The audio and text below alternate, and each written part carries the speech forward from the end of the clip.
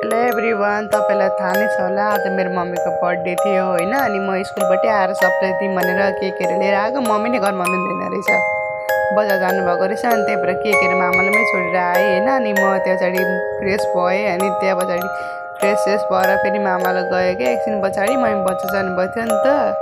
अनि अब आइपुग्नु राख्नुभयो भनेर गएँ। अनि त्यहाँ पछाडि म मामालाई गएँ जाँदा म इन्द्रमा गएको थियौँ होइन। बहिनी पनि आएको थियो नि त मसँग। अनि इन्द्रमा गयौँ। अनि त्यहाँ पछाडि हामीले डेकोरेसन त त्यस्तो केही खास गरेको थिएनौँ, यति नै केक सेक ल्याएको थियौँ, अरू त के गर्नु होइन। अनि मम्मी आएपछि यसरी हेर्नु नि, मम्मी नै छक्क पर्नुभयो, थाहा नै थिएन त मम्मीलाई। अनि हेर्नु त यति खुसी हुनुभयो, यति केक मात्र काटिदिँदा पनि।